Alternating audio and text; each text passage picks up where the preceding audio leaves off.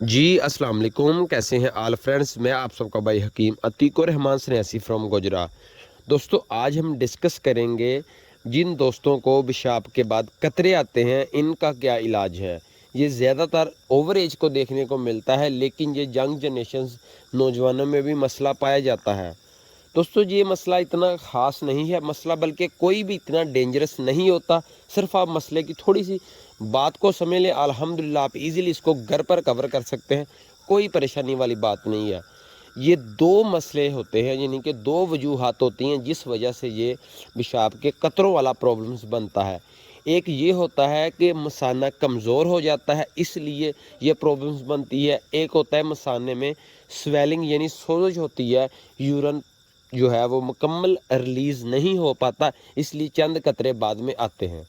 तो इसको पहचानने का आसान कुलिया ये है, बिल्कुल सिंपल और आसान कुलिया ये है कि जिनका अक्सर ब्लड प्रेशर जो है वो लो रहता हो उनको जो है मसाने की कमज़ोरी है, लेकिन जिनका ब्लड प्रेशर अक्सर हाई रहता हो उनको जो है बिल्कुल जो है वो मसाने में स्वेलिंग है।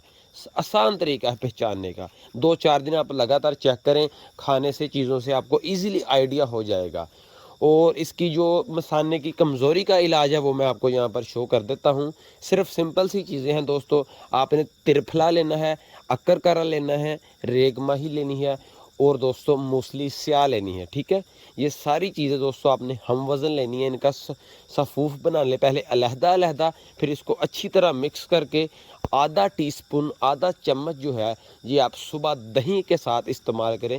जिन दोस्तों का ब्लड प्रेशर लो होता है उन दोस्तों के लिए उस वजह से जो प्रॉब्लम्स बनती है, अल्हम्दुलिल्लाह 15 से 20 दिन में मुकम्मल मसला हल हो जाएगा। और जिन दोस्तों का दोस्तों जो है स्वेलिंग है मसाने में, इंशाल्लाह उसका नेक्स्ट वीडियो में बता दी जाएगा। इसको पहले पहचानने के बाद मेडिसिन दें, पहले ना दें। जब हमारी तशखीस गलत होती है तभी मेडिसिन साइड इफ़ेक्ट शो करती है, वरना मेडिसिन किसी किस्म का कोई भी मेडिसिन साइड इफ़ेक्ट नहीं देती। बहुत शुक्रिया, थैंक यू, अस्सलाम वालेकुम।